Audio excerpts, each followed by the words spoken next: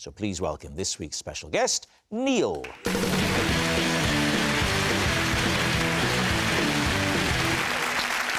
So, Laura, what is Neil to you?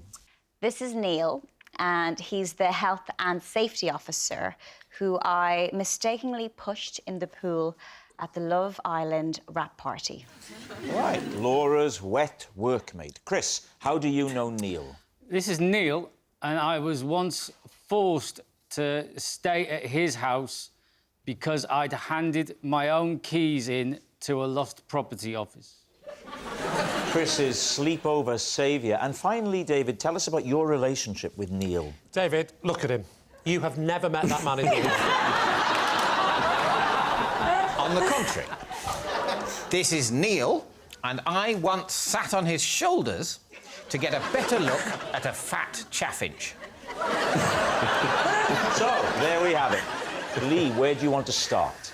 Laura, Yes, when was this? back in February, Cape Town. Why is there a health and safety guy, particularly on Love Island?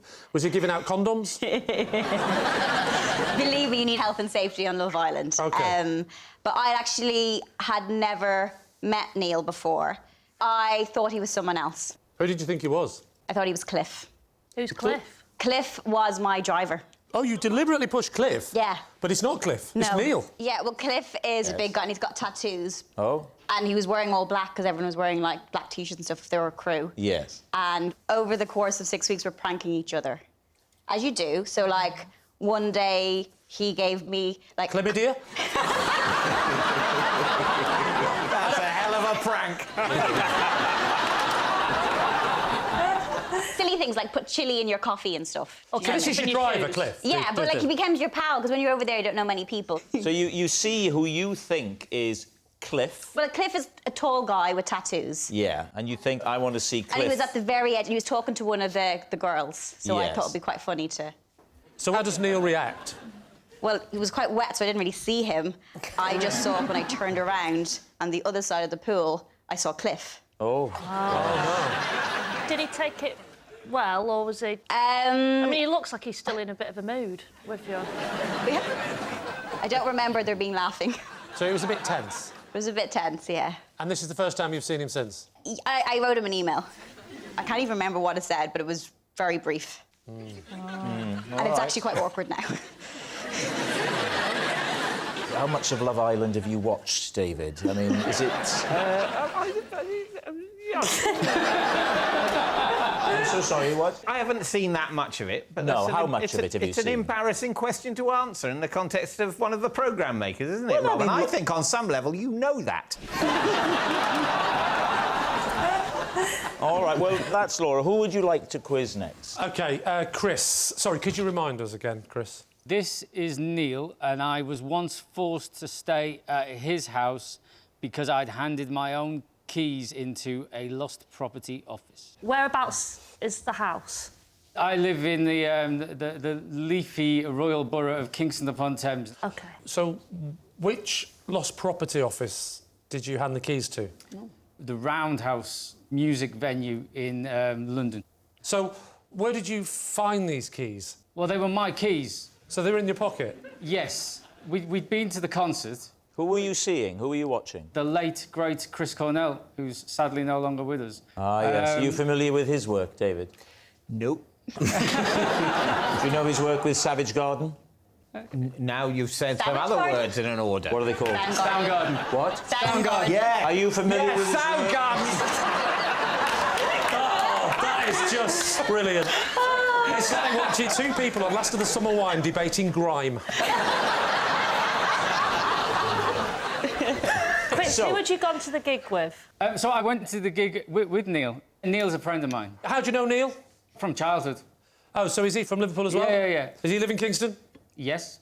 So coincidentally, two friends from Liverpool grew up together, now live near each other, miles away in Kingston. Well, I wouldn't say coincidentally. I mean, we moved to the same place as each other.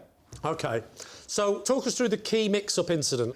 So I pulled out a tissue out of my pocket and I heard a set of keys land on the floor. And I thought, oh, hello, someone's dropped some keys there. I picked the keys up Yeah? and I didn't recognise them as my own keys. Why? What do your keys have on them? Like a... Well, what had fob or happened is something? I'd put a new keyring on them earlier that day, and I just didn't recognise them instantly. The new key... What was the new key ring? It was a heavy-duty Harley Davidson. A whole-size bike? So I held them up in the air Yeah. and shouted, "Has anybody lost any keys?" And nobody answered. How come you didn't check yourself first and Because go... I didn't recognise them as my keys. But did you not think to check your pockets to see if you had your keys on you? Well, would you check your pockets for your keys if you found keys that you didn't think were yours? But I would have thought the first thing to do is have a feel to see if your keys are in your pocket. If you owned a red phone and you found a blue phone on the floor, would you check your pocket to see if you still had your red phone? That's a fair point. That's a fair point. So nobody claimed ownership of them, and so I asked Neil, "Can you go and hand these in at the lost property, because somebody's dropped them?" Yeah. Right. And then I went home. Right. So I get dropped off, and then I'm having a rummage, and I'm like, I don't know where my keys are. I've lost my keys. That's a bit funny, isn't it? On the same day that I found somebody else... I see what's happened here. And then I had to phone Neil and ask him to come back and get me. What colour was the phone? It's a lovely image, isn't it? Those two up north in Liverpool going, "One day I'm gonna move away to London." And the other one going, "Can I come?" Of course you can, Neil. You can look after the keys and I'll buy us a lovely big house. All right. What about David? You sat on his shoulders. Yeah, remind us of this claim. Yes, I once sat on his shoulders to get a better view of a fat chaffinch. Is there a breed called the fat chaffinch? No, this was a rotund example of the common or garden chaffinch. What did you have to It was sort look of over? up in a tree, and Neil was keen for me to get a good look at it. Why? Because I'd expressed an interest in birds. He said there was a lovely, interesting, quite fat chaffinch in this tree. And I sort of went, "Oh, yes, I can..." Yeah. But Neil felt I could get a better look at it, and he was right. I didn't get a perfect view. I had a sort of sense of a bit of wingtip coming over the side of the... I can see it now. Neil is literally stood there going, "Thank God I don't really know this man." And I sort of climbed up, there was a bit of a gate there. Right. And I climbed up a bit. Can and I then just interrupt you a second, David? Let's If- just get to the nub of the Please. issue. How the hell do you know him? Because I was staying with my family in a holiday cottage in Cornwall, let's say. Yes, Cornwall. And he lived in a nearby cottage. And one morning, it was a lovely... One morning he said, "Hello, young David, who I've never met before. Have you ever seen a chaffinch?" Yeah. How old were you? It was last year, so I was... Last year, you got on his shoulders. I just assumed it was from your childhood. I mean, no. This is current me, and what I am asking you to believe is that Neil is strong enough to bear the weight of me for a few brief moments while I enjoy see- the miracle of nature. But why is he there? Well, he lives near there, and he happened to be there. Just happened to be He happened to be in there. the No, I don't garden? know. Was he in He the happened garden? to be there. For all I know, he'd been waiting there all night. Right. But I assumed we'd just encountered each other. Is this in the back garden? No, a little gravelly area At the outside front? both cottages. Yeah. Casual chat. Yeah. Lovely to be here. Yeah. And he says there's an interesting fat chaffinch. Let's not forget, you said you were on gravel, so if this went wrong, it would... As somebody who has fallen from a height, this is... Gravel's not what you want a flower bed. I wasn't in a position to ask for the ground to be relayed. How did you get on? I don't mean, we went out for tea and How did you get on his Up shoulders? the gate. Oh, you said you got on the Yeah, gate, up the stepped gate, on his yeah, shoulder. How long yeah. were you up there for? I'm no more than an hour. An hour? For the bird watchers, paint a picture of the chaffinch. It's sort of pinky front, Pinky front, a browny back, browny back. and, beak and eyes. So evocative. Back to you in the isn't Springwood studio. it? All right, we need an answer. So, is Neil Laura's wet workmate, Chris's sleepover saviour, or David's bird-watching buddy? I have to say, first impressions are that Neil and Chris look about the same age. But the bit that I'm doubting is he heard the keys drop and he's just taken something out of his pocket. I mean, if you drop keys, you know you've dropped keys, surely. There were literally thousands of people coming out of this building creating noise and mayhem. There's a lot of Savage There's a Garden lot of fans. stuff going on. Go on, what do you think? I think Laura's telling the truth. You think Laura's telling the truth? Yeah. Why? The tension was there. You think there's a between tension? them. Yeah, there was an awkwardness. OK, well, go with my team and say Laura. You think it's Laura? Neil, would you please reveal your true identity? I'm Neil, and Chris had to stay at mine after handing his own keys into lost property. Yes, Neil is Chris's sleepover saviour. Thank you very much, Neil. So please welcome this week's special guest, Sean.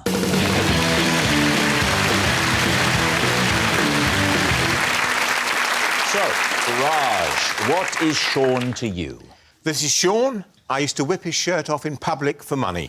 Right, Raj's bare-chested buddy. Gemma, how do you know Sean?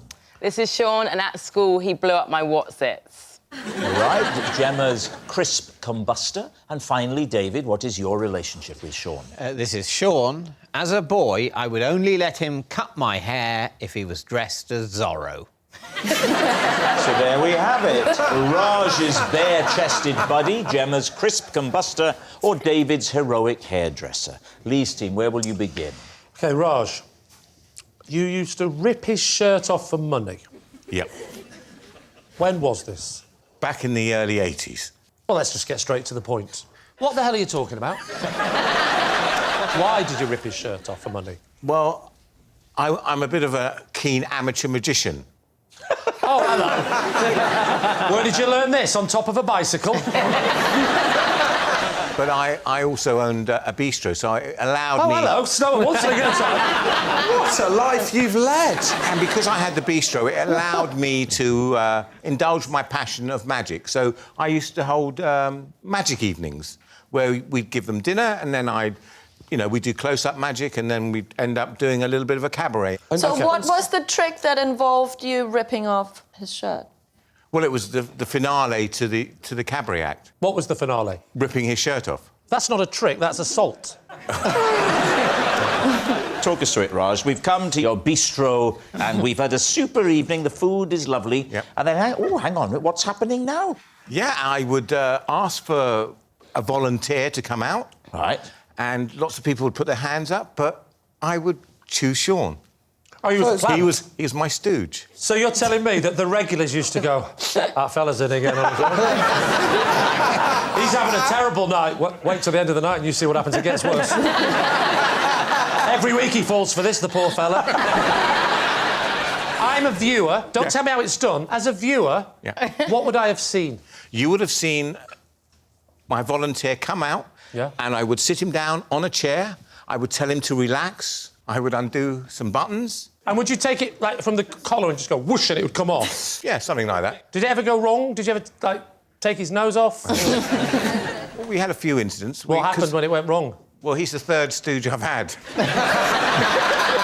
All right, who would you like to quiz next? Gemma? Gemma. OK. So he blew up your Watsits, the little snack.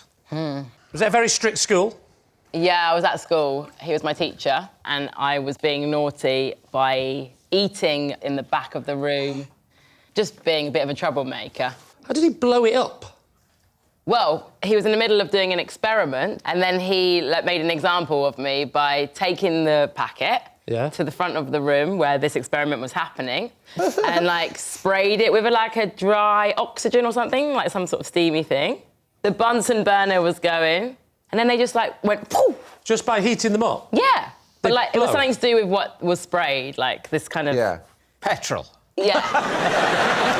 And then everybody was laughing, and then he said, that's what will happen if you eat Watsits. Did it stop you from eating in class? Did it have the desired effect? It had the desired effect, and we got on a lot more after that as well. It broke the ice. Yeah. Suddenly it was Dead Poets Society.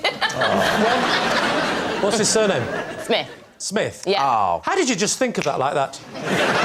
Does Smiths make what? No, it's Golden Wonder, isn't it? I think Golden Wonder sold Wotsits, I think, to Walkers. I think it was a major corporate error because they were losing market share in their crisps, but they had this Wotsits brand, and then on some dark day they decided to sell that brand, and then they were left with nothing. And that shows you the kind of error that can be made at a corporate level. So we should be careful before we believe that these corporations are sort of magical and the private sector can do things. And before we sell the NHS down the river, remember the idiocy of Golden Wonder. OK, now then, what about David? Just remind us, David. As a boy, I would only let Sean cut my hair if he was dressed as Zorro. It doesn't seem very worth his while. What was the kind of... How much were you paying him to dress as Zorro for this one haircut? To be honest, I was a child. I didn't pay him. This is the bit I doubt, that David was a child ever. Did you go asking for Zorro? Was it just an optional thing he used to put on the board? As Zorro, an extra £3. I think my parents requested Zorro. What? Why? Well, because I was nervous about having a haircut. I think I was about 5, something like that. And I think they'd had an awkward experience with me freaking out at a previous hairdressing encounter. Yeah, it makes sense. So let's decided... calm him down by getting someone to do it with a blindfold whilst I'm holding a big sharp knife. Well, let's remind ourselves. Here's Zorro. Have a look. Is that how he would dress up? As far as I remember, he had a black hat and a black mask. My God, this show's taken a sort of let's help David turn, hasn't it? So tell us what you look like. Well, here's a picture of him. Which you genuinely otherwise have thought I hadn't heard of Zorro. No, but you might have got it wrong. Well, because, yeah, you know, he wore the classic Zorro fireman's helmet and a stethoscope. So how old were you? 5, I think. Might have been 6, I'm not sure. How old was he, approximately? How old was he? Don't look at him. You can't stop me looking at him. I think he was in his 20s. Right, so let's be kind and say 21. So, therefore, he's 15 years older than you at that time. Yeah. You're saying this man is 15 years older than you. And how old are you? 47. Approximately the same age to me, that man. OK. Paint a picture for us. Young Master David is going to the high street, to the barber's, unaware of the great fame and glory that lies ahead of him. For now, he's just a small boy. Yes. What happens? I can't remember the details, but broadly, I was very nervous about going to the hairdressers. I don't want to go in, Mummy. No. I want to go home and write with my crayons. I'm going to write a satirical look back at the week that's just happened.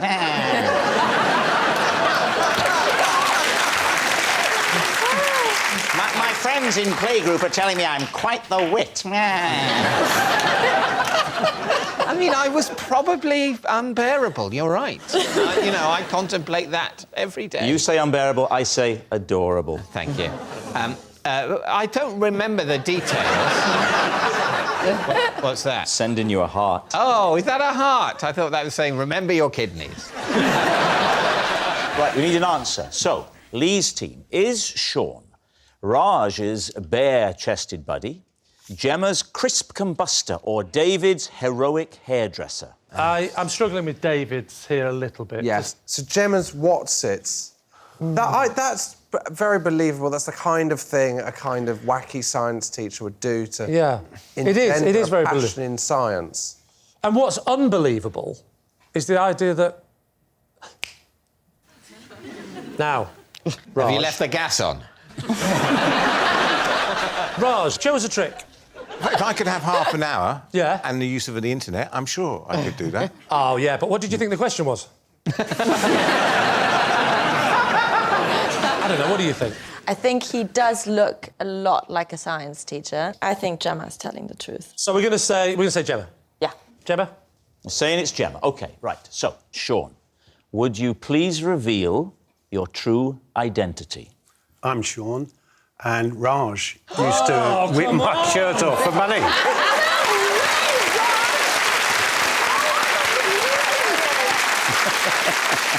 Yes, Sean is Raj's bare-chested buddy, and we can now see the trick. So, you're going to need to wear masks for this, please. Sean, if you... Zorro masks! You take a position there in the chair, and then over to you, Raj. Oh, God. Well, I would simply get Sean out as my stooge. We'd act as if we didn't know each other. I'd say, good evening, how are you? And I would undo his wrist button, and then I would undo this button, and then, as you can see, I'd undo this button. And then, all I'd say is, on the count of 3, we'd say some magic words. And tonight, they are, would I lie to you? So on the count of 3, 1, 2, 3. Would I lie to you? Oh, hang on. Oh, what's happened? I've nearly killed him.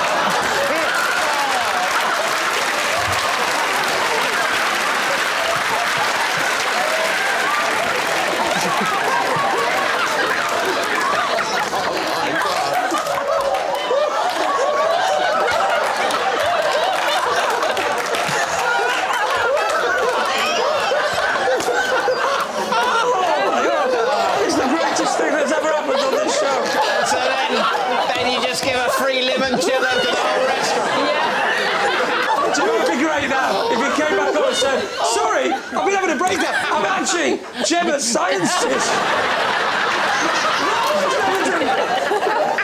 The noise was the best bit.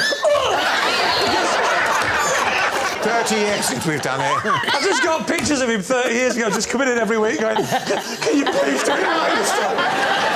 It was the second poll. You decided to go again was the coolest bit. Why did you keep going? Thank God you didn't cut him in half. Is Sean all right? Who cares? Raj! He's fine. I love the idea that you had to put masks on for safety reasons. Yeah. And it almost took his head off.